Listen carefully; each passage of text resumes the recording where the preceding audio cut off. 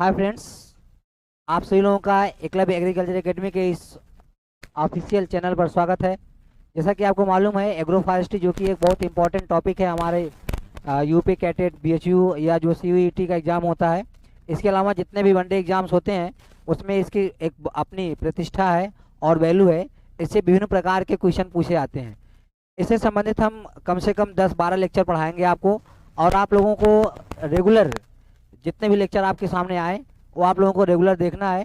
सारे लेक्चर अगर आप हमारे देख लेते हैं तो आपको कहीं अलग से पढ़ने की ज़रूरत नहीं है। उसी को आगे बढ़ाते हुए हम लोगों का जो आज का लेक्चर है वो हम लोग एग्रो फॉरेस्ट्री के इंट्रोडक्शन के रूप में और इससे संबंधित जो संस्थाएं हैं और डिफिनीसन इसका क्या है, कॉन्सेप्ट क्या है, उसके साथ साथ में इसके बेनिफिट्स क्या हैं, ये सब हम लोग बहुत अच्छे से पढ़ेंगे।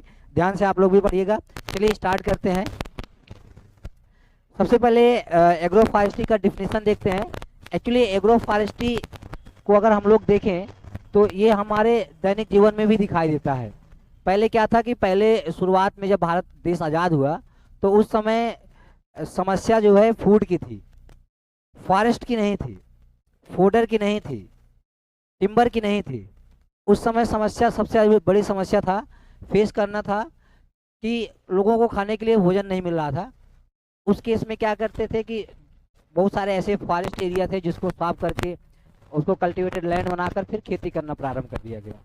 जिससे क्या हुआ कि जो फॉरेस्ट का लैंड है, फॉरेस्ट एरिया है, वो बहुत तेज़ी से डिक्रीज हुआ। तो जब बहुत तेज़ी से फॉरेस्ट एरिया डिक्रीज हुआ तो सबसे बड़ी समस्या आ गई इन्वायरमेंट की। इन्वायरमेंट में एक्चुअली आप लोगों को मालूम होगा, इन्वायरमेंट पॉलिसी के अकॉर्डिंग ये होता है कि किसी भी पार्टिकुलर स्टेट में या फिर कंट्री में उसके जितने उसका जियोग्राफिकल एरिया है, उसके जियोग्राफिकल एरिया का लगभग 33% या उससे ज़्यादा फॉरेस्ट एरिया होना चाहिए। लेकिन क्योंकि फॉरेस्ट का बहुत ज़्यादा तेज़ी से डिफॉरेस्टेशन हुआ जिसके कारण फॉरेस्ट एरिया कम हुआ। अब उसके बाद फिर मॉडर्न कॉन्सेप्ट आया। एक वैज्ञानिक थे जिनका नाम था J.S. रूसेल। उन्होंने एक कॉन्सेप्ट दिया एग्रो फॉरेस्ट्री का, आगे हम लोग उनके बारे में पढ़ेंगे। उन्होंने कॉन्सेप्ट दिया, उन्होंने कहा कि एग्रीकल्चर क्रॉप के साथ हम लोग फॉरेस्ट का भी मैनेजमेंट कर सकते हैं। तो कॉन्सेप्ट एग्रो फॉरेस्ट्री का ये कहता, आगे हम लोग देखेंगे भी। एग्रो फॉरेस्ट्री में किसी भी फार्मर के पास जो भी लैंड है उसका मैक्सिमम इंटीग्रेटेड मैनेजमेंट करता है। उसके साथ साथ में जैसे एग्रीकल्चर क्रॉप लेगा, टिम्बर क्रॉप्स या कोई फ्रूट क्रॉप ले सकता है, और उसके साथ साथ में उसके पास जो एनिमल है, एनिमल हस्बेंड्री या एनिमल का भी मैनेजमेंट करता है। तो इन तीनों चीज़ों के साथ, तीनों के साथ वो एक इंटीग्रेटेड जो फार्मिंग करता है, मींस टिम्बर ट्रीज और fruit trees with agriculture crop and animal husbandry, इन तीनों के साथ जो इंटीग्रेटेड फॉर्म में वो खेती करता है उसी को हम लोग एक्चुअली एग्रो फॉरेस्ट्री कहते हैं। देखते हैं इसका डिफिनीशन क्या है। पहला डिफिनीशन है एग्रो फॉरेस्ट्री।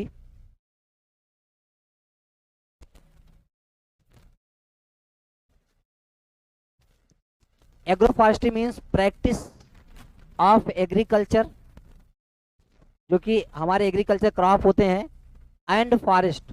फॉरेस्ट में आप लोग देखिए जगह जगह लिखा रहता है fruit tree, fruit tree. Fruit tree के अलावा आप टिम्बर ट्री भी ले सकते हैं, क्योंकि फॉरेस्ट्री एग्रो फॉरेस्ट्री अपनाने का एक सबसे बड़ा उद्देश्य ये रहा है कि जो हमारे फॉरेस्ट हैं, फॉरेस्ट पर जो प्रेशर पड़ा है वुड का, इन सब चीज़ों का, वो कम से कम हो। जैसे बहुत सारे प्रोडक्ट ऐसे बनते हैं जिसमें फॉरेस्ट के जो वुड होते हैं उनको as a raw material use होता है, उसको कम करने के लिए एग्रो फॉरेस्ट्री आया। तो फॉरेस्ट में फ्रूट ट्री भी ले सकते हैं, वुडी ट्री ले सकते हैं, श्रब्स ले सकते हैं, किसी भी चीज़ की खेती कर सकते हैं। साथ में हार्टिकल्चरल क्रॉप की ट्री हो, और किसी एक पर्टिकुलर लैंड पे जब करते हैं तीनों को तो उसको हम लोग क्या कहते हैं, एग्रो फॉरेस्ट्री कहते हैं। देखिए एक सिंपल सी बात यहाँ पर लिखी गई है, agro forestry is equal to agriculture plus forestry. Modern concept में एग्रो फॉरेस्ट्री में एक पॉइंट और जोड़ दिया गया है, ठीक है, एनिमल हस्बेंड्री। इसके साथ में एनिमल हस्बेंड्री को भी शामिल कर दिया गया है। एनिमल हस्बेंड्री, तो इन तीनों चीज़ों का मिला जुला रूप है क्या है, एग्रो फॉरेस्ट्री। बहुत सिंपल सी डिफिनेशन है, रटने की जरूरत नहीं है। एग्रीकल्चर क्रॉप के साथ हम जब फॉरेस्ट्री या हार्टिकल्चर ट्री को की खेती करते हैं और साथ में एनिमल हस्बेंड्री का मैनेजमेंट भी करते हैं, तो उसको हम लोग क्या कहते हैं, एग्रो फॉरेस्ट्री कहते हैं। देखिए कुछ डिफिनेशन इसके संबंध में दिए गए हैं, उसको हम लोग देखते हैं। देखिए लिखा है द इंटीग्रेटेड, इंटीग्रेटेड का मतलब होता है कई का मिक्सचर, है ना। Integrated management of crops, tree and livestock on a piece of land. कोई पार्टिकुलर लैंड पे अगर हम क्या करते हैं, इंटीग्रेटेड मैनेजमेंट करते हैं, क्रॉप का भी, ट्री का भी और लाइव स्टॉक का, उसी को हम लोग क्या कहते हैं, उसी को एग्रो फॉरेस्ट्री कहा जाता है। ठीक है, अगला देखिए कुछ डिफिनीशन यहाँ पर दिया गया है, some definitions given by different workers. ये जो डिफिनीशन यहाँ पे 2-3 वैज्ञानिकों ने दिया है, ये आपको ध्यान रखना है कि ये डिफिनीशन बहुत इंपॉर्टेंट है। कभी कभी क्वेश्चन पूछा आता है कि एग्रो फॉरेस्ट्री का डिफिनीशन किस वैज्ञानिक ने दिया है, तो निम्नलिखित में से कौन एग्रो फॉरेस्ट्री से संबंधित है। तो कुछ हम वैज्ञानिकों का नाम आपको बताएंगे, ये आपको ध्यान से देखना है। सबसे पहले बेने हैं, ये सबसे इम्पोर्टेंट भी हैं, ये सबसे पहले हैं और ये सबसे इम्पोर्टेंट भी वैज्ञानिक हैं एग्रो फॉरेस्ट्री के। इन्होंने जो डिफिनीशन दिया है, देखिए agro forestry is a sustainable management. जो रूसेल थे, जिनको फादर ऑफ एग्रो फॉरेस्ट्री कहा जाता है, रूसेल ने एक पुस्तक लिखी थी, पुस्तक का नाम था द ट्री सस्टेनेबल एग्रीकल्चर। उनकी पुस्तक का नाम था द ट्री सस्टेनेबल एग्रीकल्चर। तो उन्हीं के उसी पुस्तक के आधार पर आगे चल के एग्रो फॉरेस्ट्री का डेवलपमेंट हुआ है। तो इसमें यही बात कहा गया है, agro forestry is a sustainable management system for increase overall production, combines agriculture crop plus forest trees and or animal husbandry simultaneously. मतलब इनको साथ एक साथ सबकी खेती करते हैं, और जिससे क्या होगा, उसको हम लोग क्या कहते हैं, सस्टेनेबल एग्रीकल्चर कहते हैं। टिकाऊ का मतलब ये है कि हम कुछ इस तरह से करें कि जो हमारी लैंड है या फॉरेस्ट है, जो भी नेचुरल रिसोर्स हैं, वो कम से कम उसका क्या हो, क्षरण हो, तो उसको हम लोग कहते हैं सस्टेनेबल एग्रीकल्चर। ठीक है, आगे देखिए एक वैज्ञानिक थे नेयर, इन्होंने, ये भी बहुत इंपॉर्टेंट वैज्ञानिक हैं एग्रो फॉरेस्ट्री के। इन्होंने कहा agro forestry is a land use system, है ना। इन्होंने भी इंटीग्रेट्स की बात करा है, ट्री क्रॉप और एनिमल की जब साथ साथ में एक साथ खेती करते हैं साइंटिफिकली रूप से। ये देखिए क्या लिखा है, इन्होंने कहा है way that is scientifically sound, ecological desirable, है ना। सबसे बड़ी समस्या इकोलॉजी की है, मतलब इकोलॉजी भी डिस्टर्ब नहीं होनी चाहिए, है ना, और प्रैक्टिकली फेसिएबल एंड सोशली एक्सेप्टेबल, समाज के द्वारा उसको स्वीकृत भी किया जाए, तो इसको हमको ऐसे कंडीशन को क्या कहते हैं, एग्रो फॉरेस्ट्री कहते हैं। ठीक है, ये नायर की डिफिनीशन है, ये आप याद रखेंगे। अगला है लंडरबर्ग एंड रेन ट्रीज। इन्होंने कहा agro forestry is collective name, है ना। कलेक्टिव नेम का मतलब होता है 2-3 नाम को जब शामिल करते हैं तो उसको कलेक्टिव नेम कहते हैं। Collective name for land use system and technologies where woody perennial, हमने अभी बताया ना, इसमें वुडी प्लांट भी लिया जा सकता है जो पेरिनियल होते हैं, are used in the same piece of land with agriculture crop. इन्होंने कहा कि जो बहुवर्षीय लकड़ी वाले पौधे होते हैं उसके साथ जो एग्रीकल्चर क्रॉप है उसको हम खेती करते हैं, तो उसको हम लोग क्या कहते हैं, एग्रो फॉरेस्ट्री कहते हैं। तो there are some definitions given by different workers. उसके बाद देखिए आगे हम लोग बात करते हैं कुछ इंपॉर्टेंट चीज है एग्रो फॉरेस्ट्री की, वो देख लेते हैं। डिफिनेशन आपसे पूछी जाएगी या नहीं पूछी जाएगी वो अलग चीज है, लेकिन ये जो नोट में हम पॉइंट दिए हुए हैं ये जनरली कंपटीशन में आते रहते हैं, इसको थोड़ा सा ध्यान से आपको नोट करना है। लिखा है agro forestry involve two or more species of plant, है ना, at least one of which woody. ये सबसे बड़ी इंपॉर्टेंट बात यहाँ पे कही गई है कि जो एग्रो फॉरेस्ट्री है इसका एक सबसे इंपॉर्टेंट सिद्धांत है, ये प्रिंसिपल है ना। क्वेश्चन पूछा जाएगा which of the following principles of agro forestry, तो ये प्रिंसिपल आपसे पूछा जाएगा कि वास्तविक प्रिंसिपल क्या है इसका। तो वास्तविक प्रिंसिपल ये है कि agroforestry two or more species of plant, इसमें 1, 2 या 2 से अधिक पौधों की प्रजातियां होनी चाहिए, और at least one which of woody, कम से कम एक लकड़ी वाली होनी चाहिए, है ना। तो ये ध्यान देना है आपको, तो उसको हम एग्रो फॉरेस्ट्री कहेंगे। मीन्स एग्रो फॉरेस्ट्री में अगर आप क्रॉप की खेती किए हैं तो उसमें आप 2 या 2 से अधिक ट्री क्रॉप ले सकते हैं, लेते हैं, और साथ में उसमें एक और है सिद्धांत, ये कहता है कि एक जो है वुडी प्लांट होना चाहिए, है ना।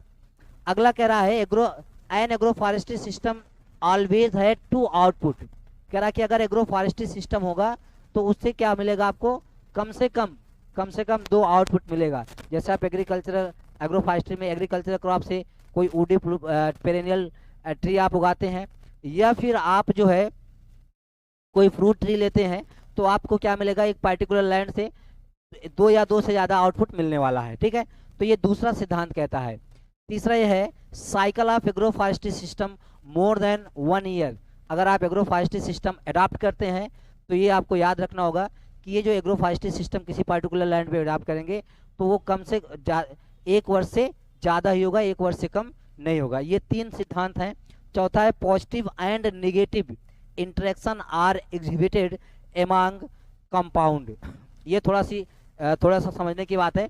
देखिए, जब हम एग्रीकल्चर क्रॉप के साथ कोई पेरेनियल ट्री लेते हैं तो बहुत सारे डिस्टरबेंस आ जाते हैं, है ना। उसके डिसएडवांटेज भी आपको बहुत सारे देखने के लिए मिलेंगे। जैसे सपोज करिए आपने कोई खेती किया है, तो उसके ऊपर अगर आप ट्री क्रॉप ले रहे हैं, तो ट्री क्रॉप लेने के बाद उस पर क्या हो जाएगा, उसकी छाया पड़ेगी। तो आपको वो जब अगर छाया पड़ेगा तो वो क्या हो जाएगा, निगेटिव इंटरेक्शन हो जाएगा। इसके अलावा बहुत सारे ऑर्गेनिक कंपाउंड रिलीज होते हैं जो ट्री प्लांट्स होते हैं उनके जड़ों के द्वारा, तो वो भी जो है जो आपका जो फूड क्रॉप है ना, ग्रेन जैसे फील्ड क्रॉप है, उस पर क्या करेगा, निगेटिव इंटरेक्शन डालेगा। तो निगेटिव इंटरेक्शन भी पड़ सकता है और पॉजिटिव इंटरेक्शन भी पड़ सकता है। पॉजिटिव इंटरेक्शन का मतलब ये हुआ कि वो एक तो अगर जैसे सपोज करिए बहुत ज़्यादा तापमान है, कोई ऐसी फसल है जो बहुत ज़्यादा धूप नहीं सह सकती है ना, तो आप क्या करें, जो साइड लविंग प्लांट है वो उसमें आप एग्रो फॉरेस्ट्री अगर अडॉप्ट करते हैं तो क्या मिलेगा, वो जो आपका क्रॉप है उसको एक बेनिफिट मिलेगा छाया के रूप में, ठीक है। ये सब सारी चीज़ें हैं। तो इसमें जब आप एग्रो फॉरेस्ट्री देखेंगे तो इसमें पॉजिटिव और निगेटिव दोनों तरह का इंटरेक्शन जो है सामने दिखाई देगा। पॉजिटिव भी दिखाई देता है और निगेटिव भी दिखाई देता है। अब ये डिपेंड करता है कि जो एग्रो फॉरेस्ट्री अडॉप्ट करने वाला जो भी पर्सन है वो कितना जानकार है, किस प्रकार की फसलों का चुनाव करता है कि किस फसल के साथ कौन सा फ्रूट ट्री या वुड ट्री लेंगे, या किस फ्रूट ट्री के साथ जो है कौन सी फसल अडॉप्ट करेंगे, जिससे एग्रो फॉरेस्ट्री सिस्टम में किसी प्रकार का कोई निगेटिव इंटरेक्शन सामने ना आए। ये सबसे बड़ी समस्या है निगेटिव इंटरेक्शन की। उसके बाद अगर हम बेनिफिट्स आपको बताएंगे। देखिए अगला लिखा है, कुछ इंट्रोडक्शन इसमें दिया गया है एग्रो फॉरेस्ट्री का, वो ध्यान से आप लोगों को पढ़ना है। हमने बताया था जे रूसेल के बारे में, जे रूसेल स्मिथ, इनको अभी हमने बताया था कि इन्होंने जो है, इनको ही क्या कहा जाता है, फादर ऑफ एग्रो फॉरेस्ट्री कहा जाता है। इन्होंने एक पुस्तक लिखी थी the tree sustainable agriculture, the tree sustainable agriculture इन्होंने पुस्तक लिखी थी। उस पुस्तक में ऐसा कहा गया, ठीक है, लिखा इंडिया लॉन्च्ड नेशनल। आप देखो पॉइंट वाइज हम लोग पढ़ लेते हैं। कि पहला है कि ये जो इंडिया है ये national agro forestry policy launch किया है 6 फरवरी 2014 को, ठीक है, 6 फरवरी 2014 को। फर्स्ट फॉरेस्ट पॉलिसी जो है 1952 में लॉन्च किया गया। देखिए इसी टाइप के क्वेश्चन आपसे पूछे जाएंगे, इसको आपको ध्यान रखना है।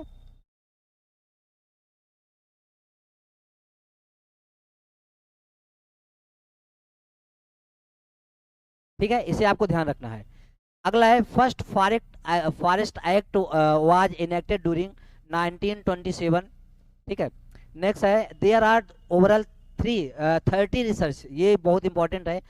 अभी आईसीआर के द्वारा 30 से ज़्यादा रिसर्च सेंटर्स खोले गए हैं जो कि एग्रो फॉरेस्ट्री पे काम करता है। देखिए इसे लिखा गया है, there are over 30 research centre of ICAR involve in the agroforestry research which is coordinated by the national research centre for agroforestry. ये जो national research centre for agroforestry है, एक्चुअली ये आपके झांसी में है, ठीक है, ये झांसी में है। आगे इसके बारे में बात की गई है, ठीक है। अभी इसका नाम भी चेंज हो गया है, तो ये चीज़ आप याद रखेंगे।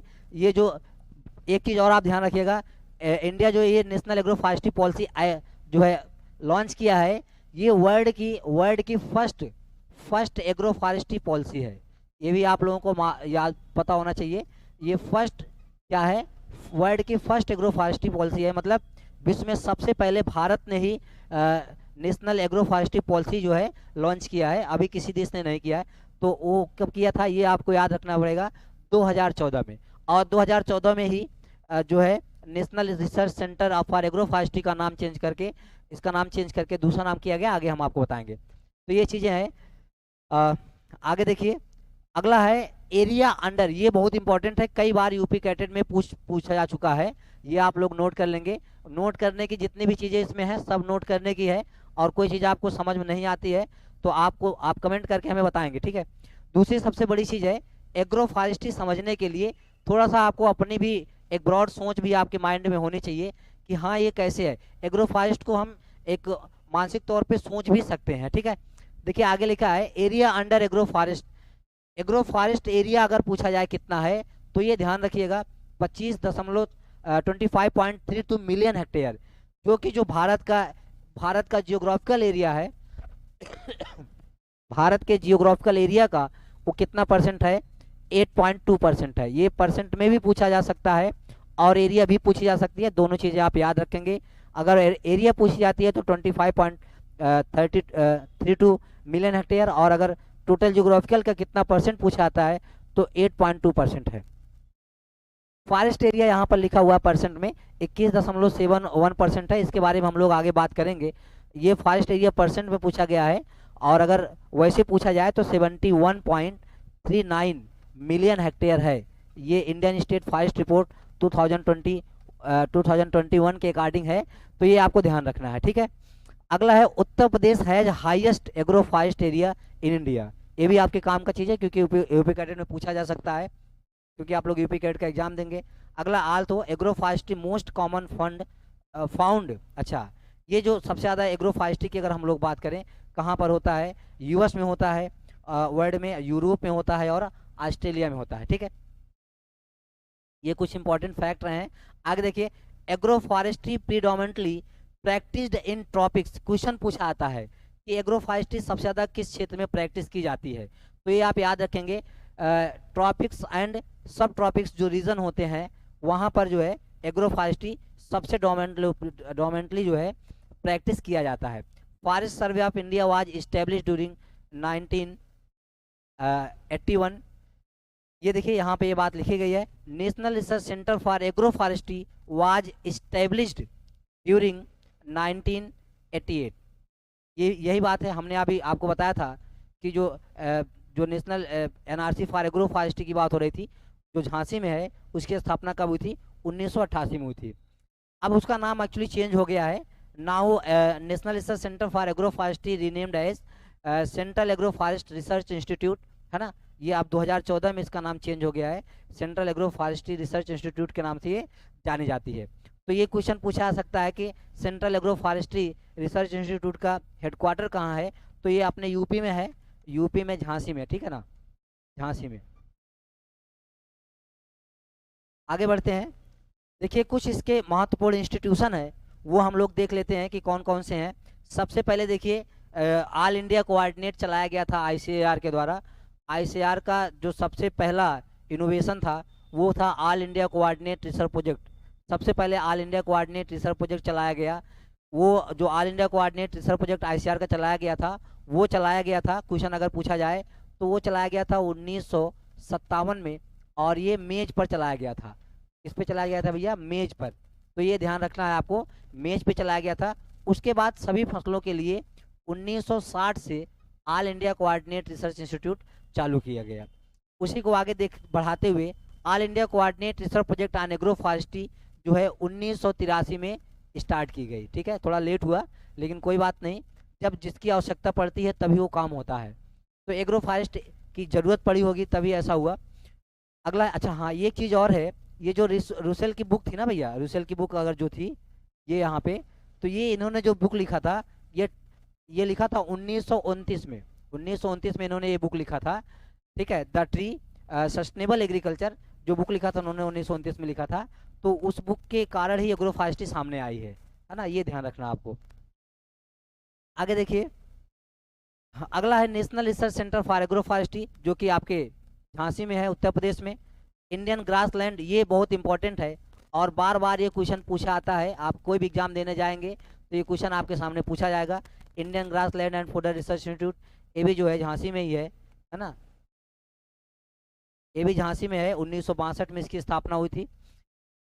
नेक्स्ट देखिए इंटरनेशनल, अब ये नेशनल लेवल पे जितने भी चीज़ें थी वो खत्म हो गई। अब हम लोग बात करते हैं इंटरनेशनल की। International centre for research in agro forestry, ये जो है आपके नैरोबी केन्या में है। 1978 में इसकी स्थापना हुई थी, जो कि इंटरनेशनल लेवल पे काम करती है। फॉरेस्ट रिसर्च इंस्टीट्यूट जो कि देहरादून में है ना, 1906 में इसकी स्थापना हुई है। ठीक है, ये आप याद रखेंगे, इसका भी पूछा जाता है। और centre for international forestry research, तो ये जो है कहाँ पर है, जकार्ता इंडोनेशिया में है। तो इतने इससे संबंधित संस्थाएं हैं जो कि आपके सामने रखे गए हैं। देखिए अभी तो हम आपको थैंक यू नहीं बोलेंगे, कुछ चीज़ें और आपको बताना जो इसमें टाइप नहीं हुआ है। एक तो हम लोग एग्रो फॉरेस्ट्री का कॉन्सेप्ट देखते हैं कि इसका कॉन्सेप्ट क्या है। तो इसमें कुछ है नहीं कॉन्सेप्ट में, जो हमारा एग्रीकल्चरल क्रॉप है, एग्रीकल्चरल क्रॉप के साथ फॉरेस्ट्री और एनिमल हस्बेंड्री, जिसको हम लोग लाइव स्टॉक भी कह सकते हैं। ठीक है, लाइव स्टॉक का जब हम मैनेजमेंट करते हैं तो उसी को हम लोग कहते हैं एग्रो फॉरेस्ट्री। तो एग्रो फॉरेस्ट्री का कॉन्सेप्ट ये है। और एक चीज़ और है, अगर हम इसका बेनिफिट्स देखें कि बेनिफिट्स क्या है, बेनिफिट्स पूछा जाता है कि एग्रो फॉरेस्ट्री का बेनिफिट्स क्या है, तो सबसे पहले इसका एक बेनिफिट्स है इन्वायरमेंटल बेनिफिट। इन्वायरमेंटल बेनिफिट्स का मतलब ये होता है कि जो जो इन्वायरमेंट में जो कार्बन डाइऑक्साइड है और ऑक्सीजन है, उसको क्या करता है, बैलेंस करने का काम करता है ना। ये पहला इन्वायरमेंट इसका इन्वायरमेंटल बेनिफिट है। मींस कार्बन डाइऑक्साइड और ऑक्सीजन को बैलेंस करने के लिए फॉरेस्ट की आवश्यकता पड़ती है, क्योंकि जो जंतु होते हैं वो केवल और केवल ऑक्सीजन निकालते हैं, और जो पौधे होते हैं ऑक्सीजन भी निकालते हैं, कार्बन डाइऑक्साइड निकालते हैं। कार्बन डाइऑक्साइड वो रात को निकालते हैं, दिन में केवल ऑक्सीजन निकालते हैं, और कार्बन डाइऑक्साइड को अवशोषित करते हैं। तो पहला ये है कि इन्वायरमेंटल बैलेंस के रूप में इन्वायरमेंट का जो पहला बेनिफिट्स वो आपके सामने दिखाई देता है। दूसरा बेनिफिट्स आपको दिखाई देता है वो ये है, सॉइल टेम्परेचर को कम करते हैं। जो सॉइल तापमान है, सॉइल तापमान को कम करने का काम करते हैं, ये भी एक प्रकार का इन्वायरमेंटल बेनिफिट्स है। तीसरा reduction in soil erosion. Soil erosion होता है, सॉइल इरोजन को भी क्या करते हैं, ये कम करने का काम करते हैं, क्योंकि इनकी जो जड़ें होती हैं वो क्या करती हैं, जड़ें जो है सॉइल को आपस में मिट्टी को बांधे रहती हैं, जिससे मृदा कटाव कम हो जाता है। दूसरा एडिंग ऑफ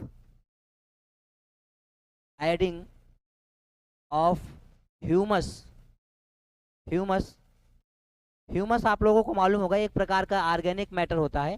मींस ह्यूमस और ऑर्गेनिक मैटर में ये डिफरेंस है कि जो जो ह्यूमस होता है जो ह्यूमस है वो ऑर्गेनिक मैटर से ही बनता है। ऑर्गेनिक मैटर डिकम्पोज होते होते इतना डिकम्पोज हो जाए कि उससे ज़्यादा डिकम्पोजिशन की प्रोसेस ना हो, तो जो बचा हुआ पदार्थ होता है उसको हम ह्यूमस कहते हैं। तो अगर आप एग्रो फॉरेस्ट्री ले रहे हैं तो आपको क्या फ़ायदा हो जाएगा, आपको ऑर्गेनिक मैटर जो है अलग से खेत में डालने की ज़रूरत नहीं पड़ती है। ये चीज़ें हैं। उसके बाद इन्वायरमेंटल बेनिफिट्स के बाद जो है इकोनॉमिकल बेनिफिट भी इसका है। आप लोगों को 5F आप लोगों ने सुना ही होगा, इसमें सब आपको मिल जाएगा। 5F का मतलब होता है फ्रूट है ना भैया, फोडर,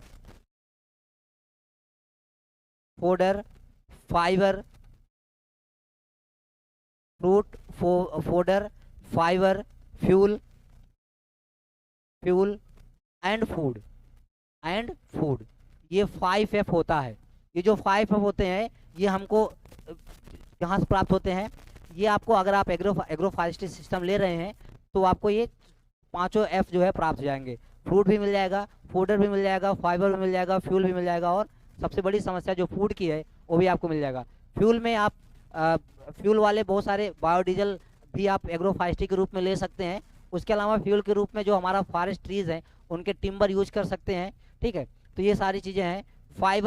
फाइबर के रूप में भी आप जो है बहुत सारे पौधे ऐसे होते हैं, जैसे कॉटन प्लांट है, अगर आप एग्रीकल्चर क्रॉप करते हैं तो उसके साथ अगर कपास की खेती करते हैं तो भी आपको उससे फाइबर मिल जाएगा। इसके अलावा जो फाइबर, बहुत सारे फाइबर ट्रीज होते हैं, उसका कल्टीवेशन आप कर सकते हैं। देखिए एक तो और आपको बेनिफिट्स में अगर देखा जाए तो एक जो इकोनॉमिकल बेनिफिट्स है, ये बहुत सारे हमारे नाइट्रोजन फिक्सिंग ट्री होते हैं। नाइट्रोजन नाइट्रोजन फिक्सिंग ट्री, ये क्या करते हैं, विभिन्न प्रकार के जो एटमॉस्फेरिक नाइट्रोजन होता है उसको क्या करते हैं, ये अपने जड़ों के द्वारा सॉइल में स्थिरीकरण करने का काम करते हैं। तो एक तो जो अगर आप एग्रो फॉरेस्ट्री सिस्टम का प्रयोग करते हैं तो फॉरेस्ट जो लैंड है, लैंड का जो फर्टिलिटी है वो भी मेंटेन रहेगी, ठीक है। उसके अलावा सोशल, तीसरा नंबर है social social benefit. Social benefit की अगर हम लोग बात करें, देखिए सोशल बेनिफिट में ऐसा नहीं है कि आपको इकोनॉमिकल बेनिफिट नहीं शामिल होगा। सोशल बेनिफिट में सोशल स्टेटस सोसाइटी का इम्प्रूव हो जाता है। सोसाइटी का जो क्या कहते हैं इनकम है, मेन चीज़ इनकम की बात करते हैं, जो सोसाइटी की इनकम होती है वो भी क्या हो जाती है, इंक्रीज हो जाती है। तो कहने का मतलब है कि इसीलिए एग्रो फॉरेस्ट्री जो है सिस्टम अडॉप्ट किया जाता है। तो एग्रो फॉरेस्ट्री सिस्टम अडॉप्ट करने से क्या मिलेगा आपको, नुकसान नहीं है। कुल मिला जुला के इकोनॉमिक रूप से, सामाजिक रूप से और पर्यावरण रूप से आपको फ़ायदा ही फ़ायदा है, ठीक है। तो जो आज के लेक्चर में हम लोगों ने पढ़ा है, ये एक आप लोगों के सामने इंट्रोडक्शन के रूप में लेके आए हैं। अभी तो इसका मेन जो पोर्शन है वो बाकी है, ठीक है। अगला हम लोगों का जो लेक्चर होगा वो थोड़ा सा फॉरेस्ट पे होगा, क्योंकि फॉरेस्ट के बिना एग्रो फॉरेस्ट्री नहीं पढ़ सकते हैं। कुछ फॉरेस्ट का डाटा भी आपको प्रोवाइड करेंगे, जिससे फॉरेस्ट और एग्रो फॉरेस्ट्री का कॉम्बिनेशन आपको पूरा कर दिया जाए। उसके बाद कुछ एग्रो फॉरेस्ट सिस्टम हम लोग पढ़ेंगे, और जो शेष चीज़ें बची होंगी वो सब हम लोग पढ़ेंगे। तब तक के लिए आप हमें अनुमति दीजिए। सभी को मेरी तरफ से और संस्था की तरफ से जय हिंद,